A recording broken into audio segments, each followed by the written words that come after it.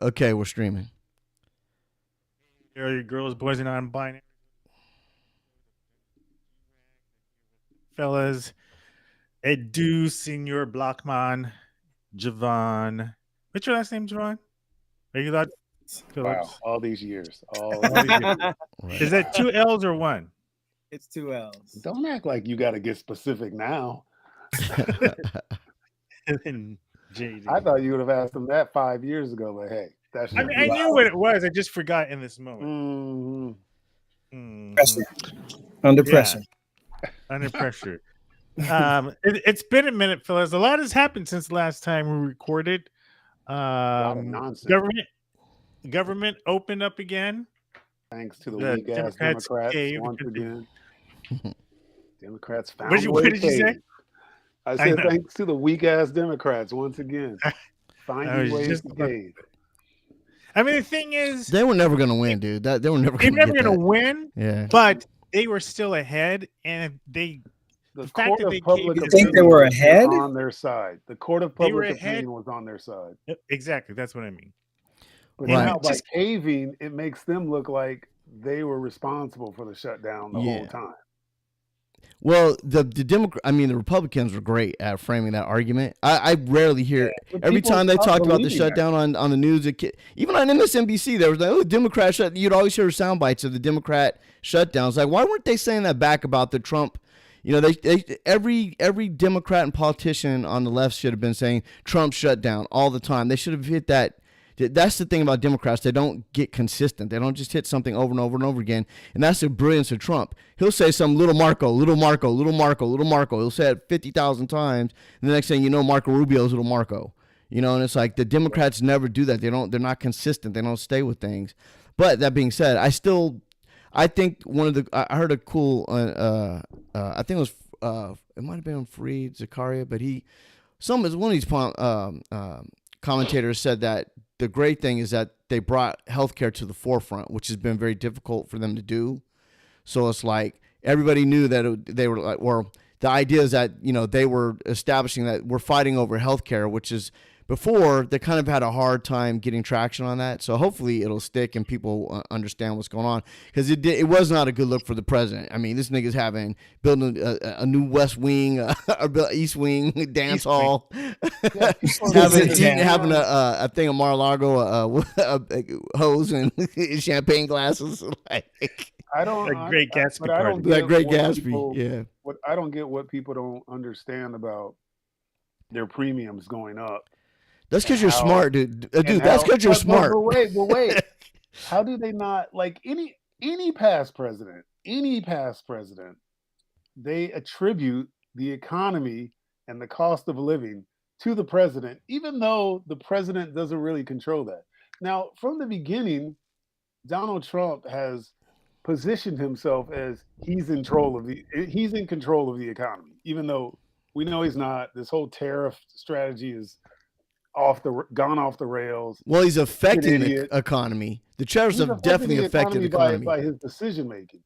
Yeah. But what I'm saying is he doesn't control the economy. But why people wouldn't attribute the cost of their health care to the president now? Like, oh, that's the one thing they're not going to, associate with him. It's like, it's ridiculous. I mean, so I don't. One of the silver linings is next year in the midterms, when people have been feeling the pain of their premiums, they'll be able to point back and say, "This is what we tried to have healthcare." What you say? Those people aren't going to have premiums. They won't even have healthcare because they can't afford it. Yeah, they're not going to be able to afford it, dude. It's right, like but they're going to remember that they lost it, and the Dems will be able to point back and say, "See, this is what we tried to prevent."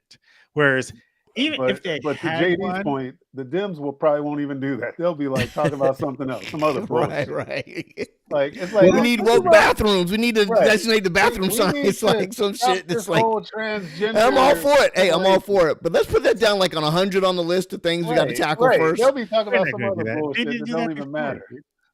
No, I'm telling you, a lot. They did do that. Ron, what are you talking about? That was one of the main criticisms that the Democrats got labeled with, was that they were arguing about woke agenda DEI stuff when people were worried about the economy, and that's what had them lose or just check out, and they didn't vote. But the Democrats weren't arguing about the DEI. Exactly. Thank you, Javon. They weren't doing that. That's the point. Doing it. They weren't doing that at all. But the Republicans, there's so many more Republicans. I mean, what is it? What is the Senate now? It's like 80-20 or something like that, percentage-wise. There's so many more Republicans out there talking and putting their agenda forward, and that people are pushing that to the Democrats, saying, "Oh, this is what the Democrats say," because the Republicans said that this is what the Democrats say. But this is so to push back on that point, though. Javon, you're not gonna let someone run around and say, "Oh, Javon's a pedophile. Javon's a pedophile." Javon, and not push back. I mean, it's like, and they do it so ineffectively that no one's gonna pay attention. Listen. You guys are smart, educated college brothers. I guarantee you, people have to bust their ass and work 60 hours a week. They just come home, turn on TV, and hear Democrat this, Democrat that. If the Democrats are gonna put sound bites, and well, go ahead, Ron. Go ahead. So, my point. I hear what you're saying. I think the difference between the analogy you're using is this wasn't a case.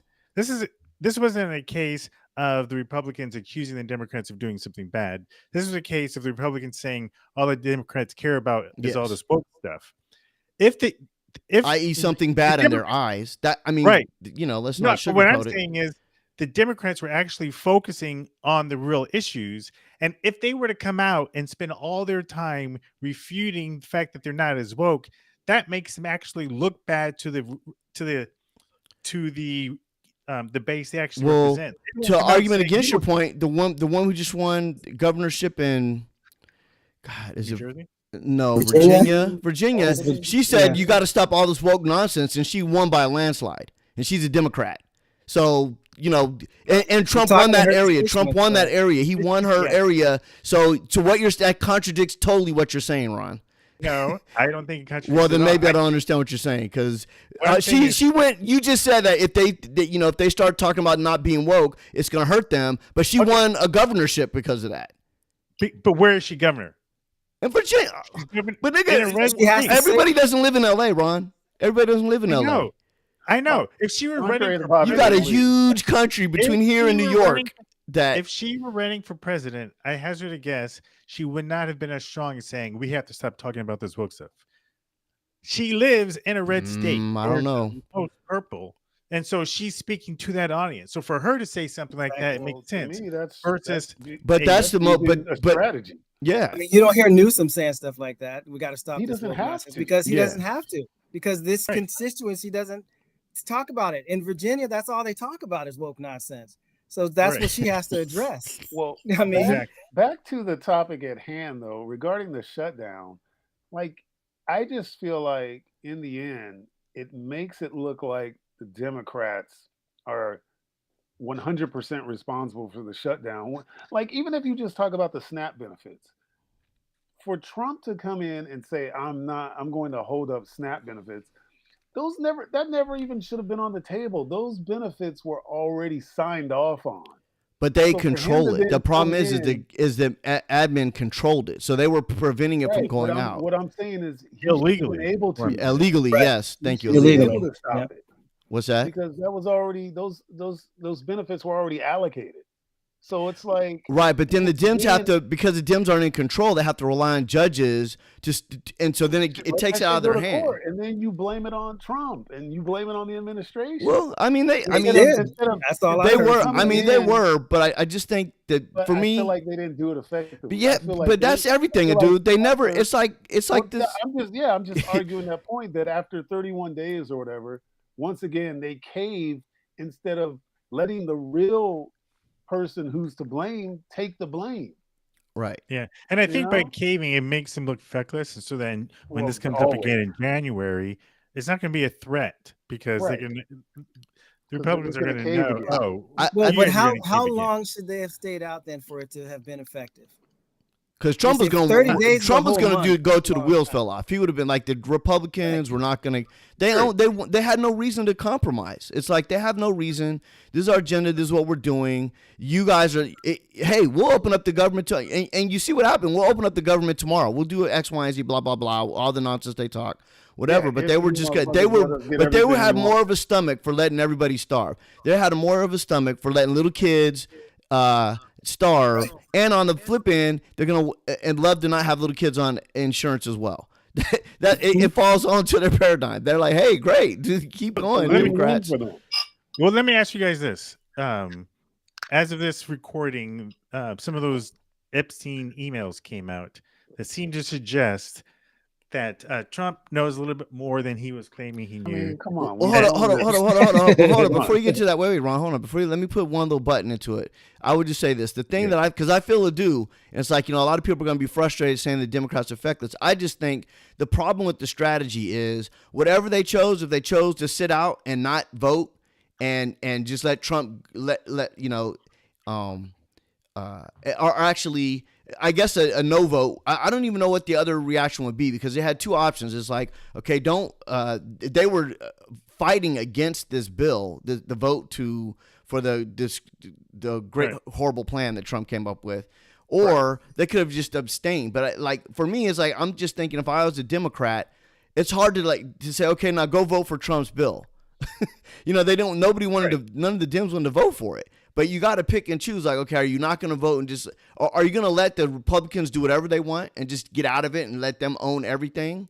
But then that means you have to commit to voting yes on whatever they want to do, because you can't fight it. But you don't want. But you're going to vote yes because you don't want the government to shut down. And then they could come back and say, well, you guys voted for this. Later, when if they just let the Republicans kind of own it, because it would be their government or whatnot. Or versus what they did, where they sat out and they said, okay, we're gonna boycott this. We're not gonna vote. We're gonna hold this up. But they didn't. Whatever they chose, they didn't stick to. They kind of reneged in the middle, like what Adu is saying. Like, oh well, now they got now that everything's going to suffer either way. So yeah, it's like you continue to let the shutdown happen, and then you highlight the bullet points as to why the government is shut down and why it's on Trump's head.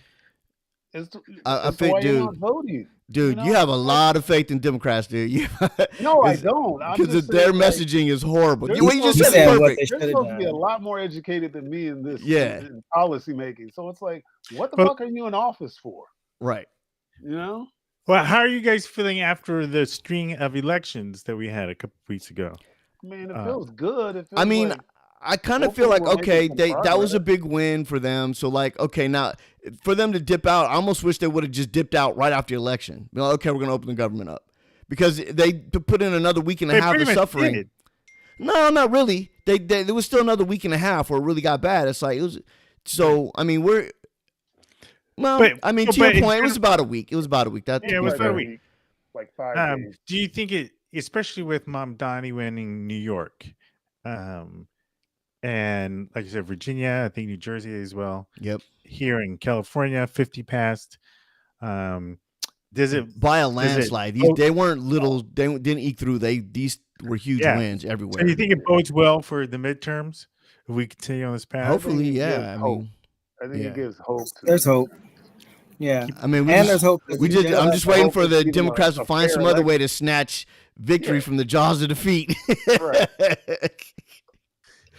I think there's hope, and also because to rig the election.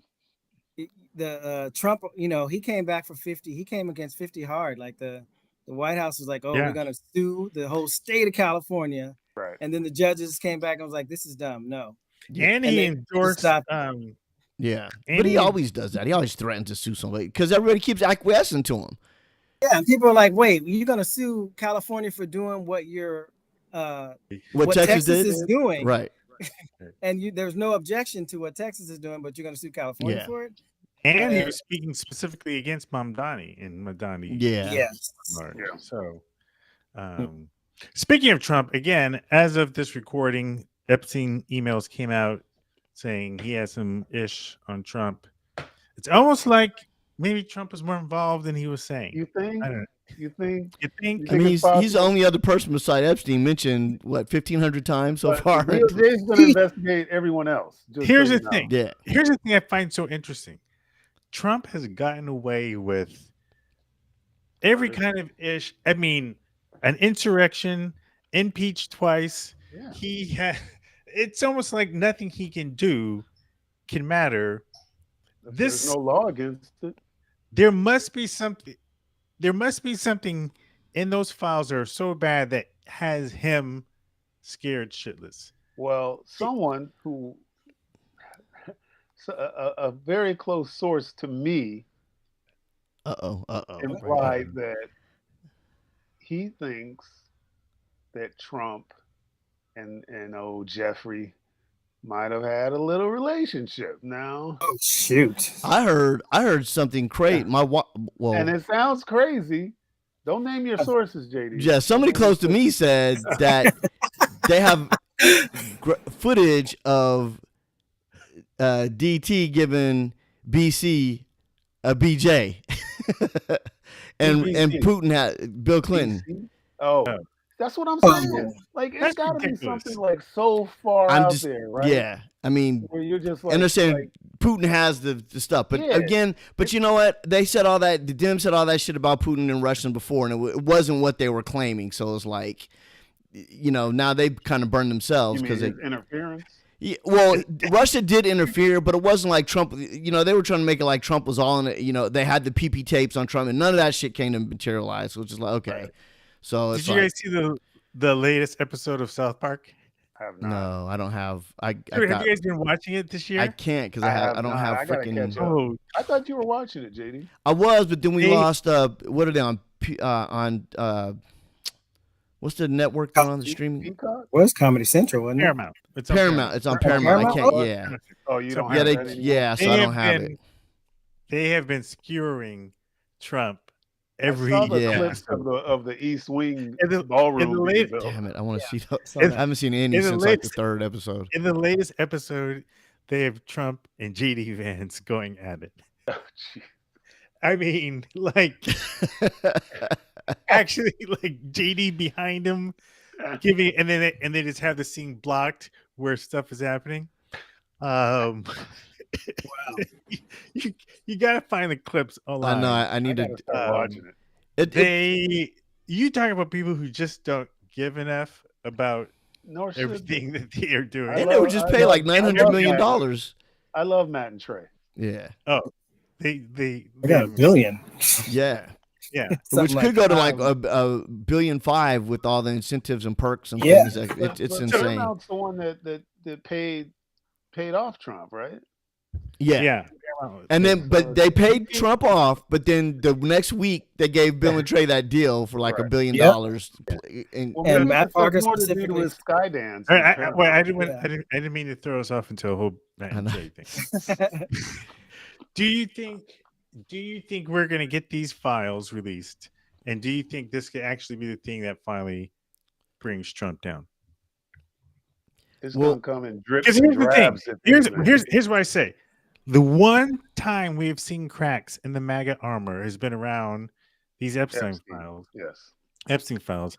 I think he's done everything he can to block it. And now, he's going to investigate Bill and a bunch of other people. And, like Pam is not going to, like, there will never be an investigation unless it's somehow conducted by the Democrats into him. And as far as getting the files, unless someone has actual access to those files other than Bondi, like, it's gonna. Well, no. The woman that just won in Arizona, the representative from Arizona that had to sit out for 2 months because Bob Johnson just got sworn in. She's the winning vote now, so she's the vote that now it's already. So next week, I know she voted to they're gonna have the files.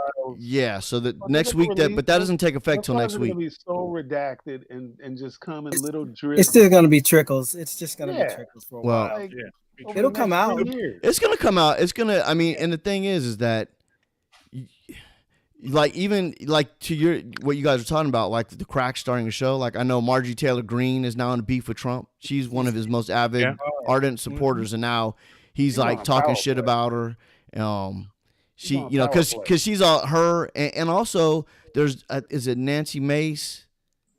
I think she's in South Carolina, and another woman are victims of sexual assault. So they're like and they're Republicans. So they're and so you got them, Marjorie Taylor Greene, that are like they about seeing these files, so they're gonna vote for it. And so I think there's like 8 Republicans. And the QAnon crowd. Yeah, and that's what they ran on. Trump ran on saying, "Oh, I'm going to release the files." There's all these sick, Democrat. What he had years of talking about it, and now And then he was like, "Oh wait, Wait, right. I'm in it way more than anybody else. I'm in 80% of it. Right. Now he's talking about, oh yeah, I didn't really know Jeffrey Epstein. Right. Like, oh, that wasn't you partying. He wasn't at your wedding. The other day, he was like, "Who?" Right. All of a sudden, he's an owl. Right. Well, I was watching this one creator today, and he was pointing out that from the time the Nixon tapes were revealed and to the time where he resigned was 2 years and 2 months. Was just over 2 years. Yeah. And so if you don't it think takes a while for things full to three. Say it again, Adu. I said, if you don't think Trump is going to go the full 3 until he's out of office, right? Well, I'm saying it I could don't be. even know if it's something criminal per se. Again, I think it's something more embarrassing than criminal. Yes. Just see. how he has propped himself up as this, masculine whatever. Right. I think you have a good point there. He's not afraid. They tried to impeach Clinton for the Lewinsky stuff, and that was for asking him to define the word "the." But the impeachment was the hardest. Do you remember what the impeachment was based on? Wasn't it like conduct unbecoming in the White House or something? No, they're trying to get him on a lie because he lied about having a BJ in the. But he not. I mean, they set him up so that they knew he would lie, and then now we're going to get you on lying to us. Right. Oh, so they were trying to get him on like perjury. Then. Yes, basically that's what it was. Not to be. They just asked him about it first officially, so that they knew he would lie, and then now that you've lied, we're going to go after you for lying. It's silly shit. Well, I feel like you could do the same with Trump. Yeah, and he said it multiple times. That's if the judicial and Congress wasn't in his pocket, and Senate. Yeah. I mean, we'll definitely be keeping an eye close on it. Yeah. I want to run this. I want to get your guys' opinion on something. There has recently, in the past few weeks, been this video series that has gone viral on TikTok, and this woman goes like this. This woman, she called up some local churches pretending that she had a crying baby in the background who needed baby formula, and she wanted to see which churches would actually help. Long story short, it's turned into like this 42-part video series where she's tracking how many churches have said yes, or the person on the other line has said yes, and how many said no. So it's like R. Kelly's trapped in the closet. No. And the ratio was only 30 parts, but and the ratio of churches who have said yes to no, it's like 9 churches have said yes, and over 30 have said no. And she called like a couple all denominations, all. Yeah, these are mostly churches in the South, Baptist, non-denominational. But she called a few Catholic churches. She called synagogue, Charlie Kirk's church. She called a couple mosques. She called a few Mormon churches.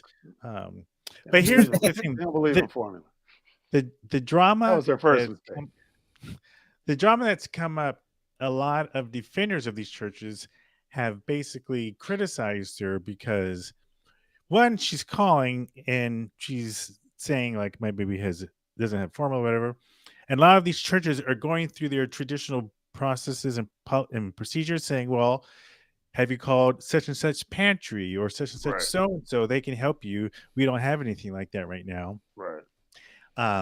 And she's counting those as a no, because in her skit, for lack of a better word, she's saying, "Oh yeah, I tried those places and they weren't able to do it."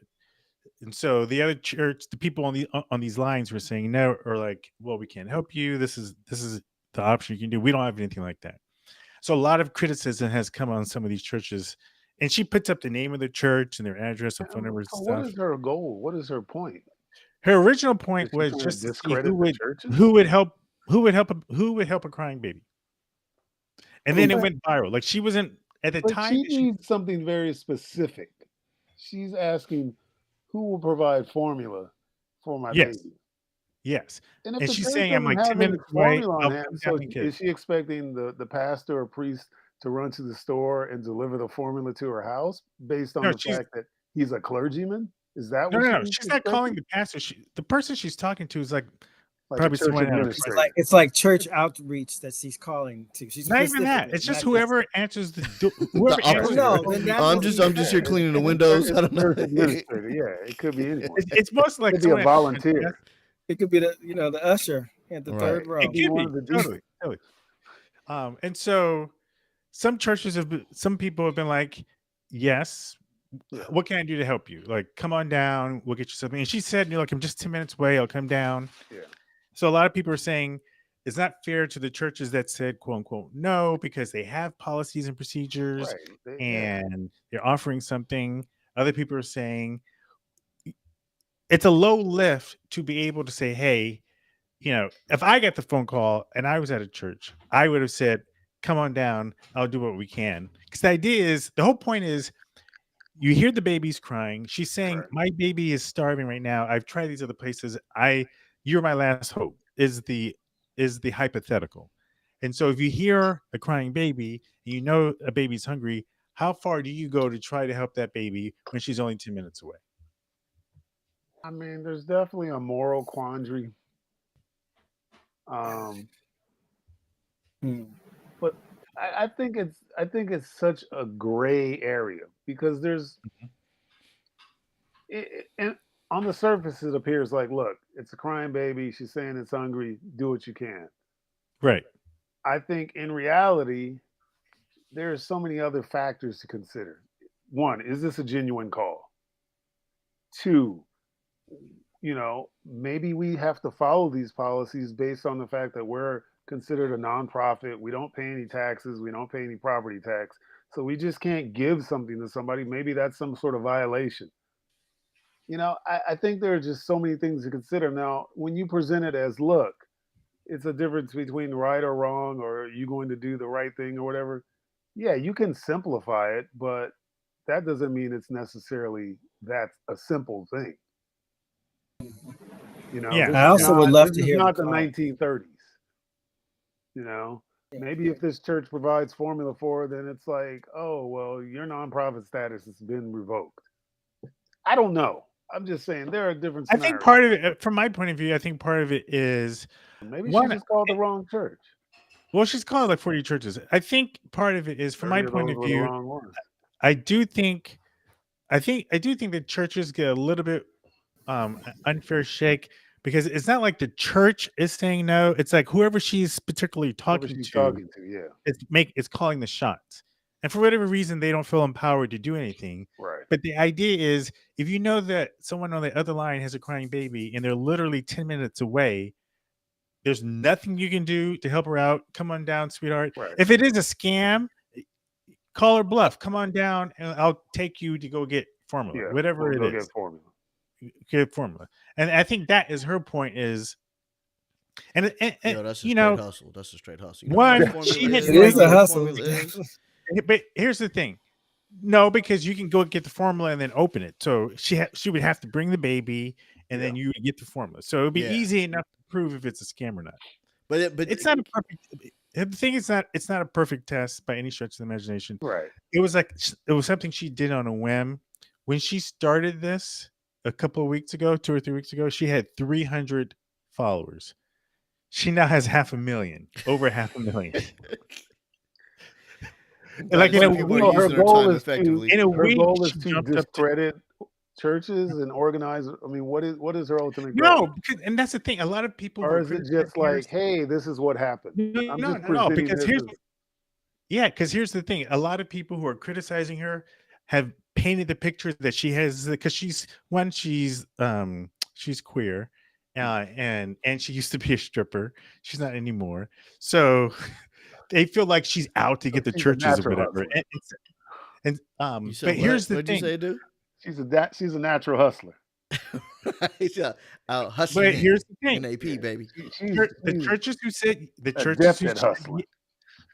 who said yes, she, made them look good. In fact, some of them did a follow-up phone call with her, and they said for the churches who said yes, her following got so big, people started calling those churches and giving them donations, saying, "Hey, we saw the video. You guys are great." The first guy who said yes was like this old grandpa. He was like, I don't have anything. Come on down. See if I can help you, sweetheart. And he was like a MAGA Christian, and she wasn't too sure about that. She went to his church. She put him on video. She gave him like 8 minutes time. So it's not like she has anything out against churches, which some of her critics are saying she is. She's just been like, if you're a church that said yes, she did whatever she could to prop you up. If you're a church who said no, she just let the video talk for itself. It's not like she went out of her way to make it seem worse. Have you, Ron? So let me ask you this: have you seen all 40 churches? Not all of them. I've seen it. I've probably seen like a. So let me ask you this: out of the ones that said no or really couldn't help, were they were they big institutional corporate churches? Yeah, versus a small home churches. It's mixed. Okay. Some were big mega churches, and some were like just small hometown churches. So it's not a real litmus test, but it is an interesting observation. Yeah, and my thing on it is, it's not like a university study.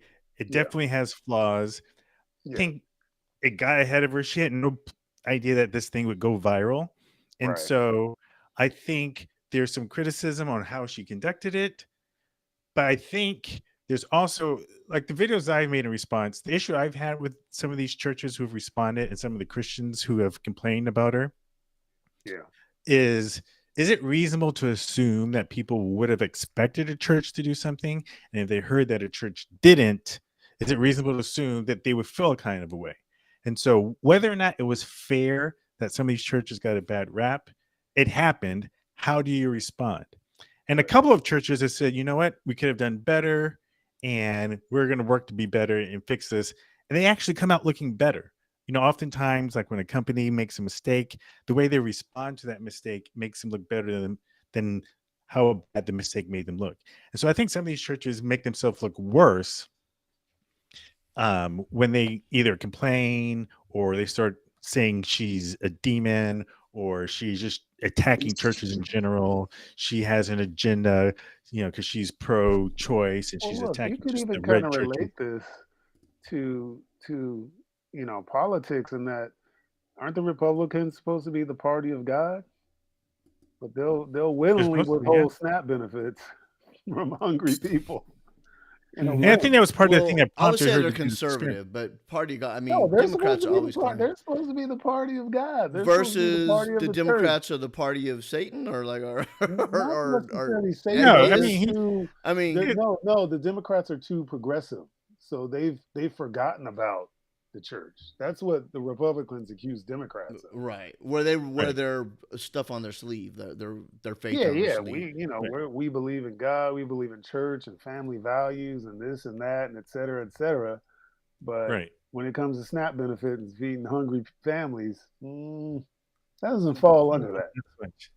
What are we, socialists? Right. For this video, if you ever want to have fun with a conservative Christian, tell them that Jesus was a socialist. And they'll lose their fucking mind. Right. Oh my God. You take that back. This is not a socialist. For this video, Ron, everyone.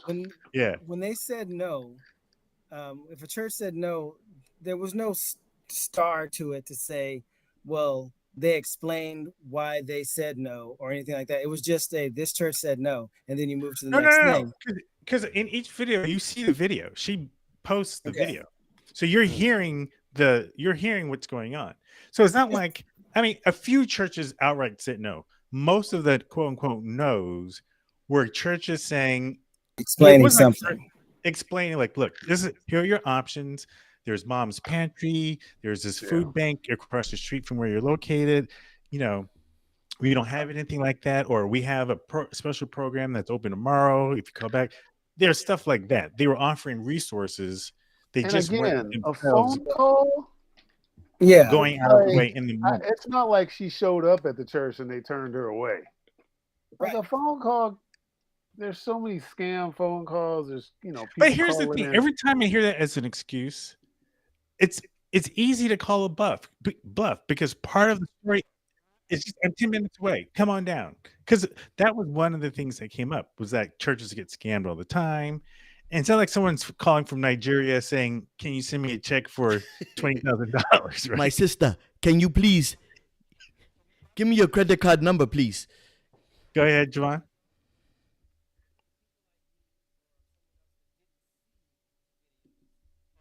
Is that so-and-so church said no?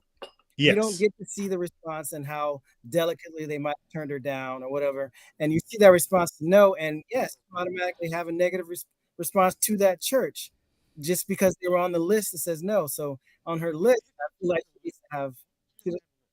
There's no specific list. Okay. Yeah, no. She's not keeping a list. She's like, here's a count: 9 yeses, 32 no's, kind of thing. Yeah, it's still. I don't know if you see a no next to a church name or whatever. But it's not like that. You just see the total yeses and the total no's. It would be one thing. You're right, Joanne. It would be one thing if she kept. That's not what she's doing. So let me ask for each of you: if you guys were at that church and you get that phone call, what would you have done in that moment? Be honest. Be honest. If someone called me, you're at the church. I mean, it would. I mean, if I were the one in charge. In charge of what? Like if you're I just were the one taking the phone call. Like if I didn't have to answer to anybody, because I have to take that into consideration. Sure. If I'm just like low man on the totem pole or whatever. So if we're just assuming I can make this call unilaterally. Yes. Yeah, I would have taken the course of, come on down, let's see what we can do. I would have, whether it's a scam or a bluff or not, I would have said, come on down, let's see what we can do. Because there's no harm in that.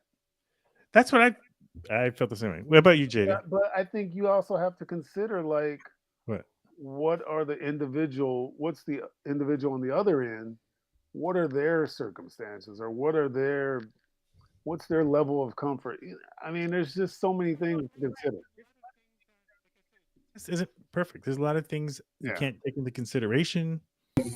Yeah, because what if you're church number 30 and it's gotten around now that some lady is calling with a crying baby in the background, and then you're like, nah, we can't do anything for you because you've heard that 25 of the churches have been called for this formula. That's still a week. I mean, a lot of these churches, they're not on TikTok, Javon. They don't know what's going on. Oh, some might be. Some might be. And it is getting around. Some churches, especially by now, it's been almost 2 weeks. So, churches talk. What would you have done, Javon? They don't have to be on TikTok. I would have told them to come on down. And if I knew that my church didn't have the resources for it, and I would probably be like, well, you know what? Can you meet me at the store? And then I'd probably get robbed, and then so and so. But I would. That's I definitely want to say, can you meet me at the store? Right. Look, come to the church. There'll be a can of open formula waiting for you. Exactly. How about you, JD? I don't go to church, and I probably wouldn't be allowed in the church, and I'd probably catch on fire if I did get in the church. What would you have done, though, just as a person? Right. I mean, it just seems the simple thing. I mean, at the end of the day, the church is there to help the community. So you say, come on down and we'll figure it out. Whether they have the go ahead or whatever, it would seem that someone, if they're really about the church and helping folks, whatever, come down, let's see what we can do. I mean, at the very least, then they could put it, particularly like, you're mentioning that, maybe someone's lower on the totem pole. They can't make all these unilateral decisions, but the idea is that, hey, I got somebody who needs help to come into our establishment. Yeah. Mm-hmm. I mean, and there's a self-serving idea behind that for the church. It's like, oh, we could get one more sheep into the flock by, having somebody come down, which is great. Yeah. A win-win for everybody. If it just takes baby formula, then cool. One more person to pass the plate to. Right. As we all know, every brother ain't a brother. Now, please shut the door. I said $1,000 from everybody, not $10. I need people to show up and show out. We ain't opening these doors until we get what we need. I can't believe that, Pastor. Please don't shoot. Brother Phillips has come a long way, and we need to help him pay for his family. And they need a new washer and dryer in the house, and we need to get more into the plates, into the offerings. Yeah, 1,500. And these doors are not opening, God damn it, until I'm sorry, excuse me. And we need that paper money. None of that jingle stuff. Right. I'm not talking crypto. I need greenbacks. The wheels on the Cadillac are going. We don't take credit cards. We need those new treads. And first of all, you shouldn't be looking over my property in my backyard when I'm rolling in. Don't worry about what I'm driving. Right. Well, fellas, before we go, anything good y'all watching? If you had one TV show you had to recommend the next week, I mean, I me, have it's Pluribus watched and the Apple TV. first 2 episodes of Pluribus. You have or you have not? I have. It's good, isn't it? Oh, see, give it to I Mikey. don't hate it. Let's try Mikey. Mikey hates everything. Hold on. Let me put it this way. Dude, I got to put on the life Let me put it this way. I found the first episode. I found the pilot very interesting, but by the second episode, I found myself asking, "What the hell is this show about?" You know, and obviously, it's going to be revealed, but we'll spoil too much because it does require a bit of patience and a willingness to stick with it, because it doesn't. But isn't that true of any show? No, but let me get to the point. Or most shows it doesn't give you a lot to chew on, and it's asking you. I feel like it's asking a lot of the viewer. Like it's asking you, stay patient, stay calm, stay with us. I actually kind of disagree with you on that. And because I don't know. A dude is bitter. He's salty against the entertainment industry. He's bitter now. He's bitter. Of the show, and I really like that lead. I mean, I loved her from Rhea Seehorn, Better Call Saul. Ray Seahorn. I don't know if the payoff is going to be worth it. I'm hoping it is. So now I haven't watched the 3rd episode, so maybe there's more there. But you go ahead. Well, no, I don't want to say too much. I feel like, without spoiling anything, I feel like they give you a lot in that first episode. I'll just put it at that. And so, but I feel like they leave you enough wanting where it's like, okay, there is still somewhat of a mystery. 2 or 3. Yeah.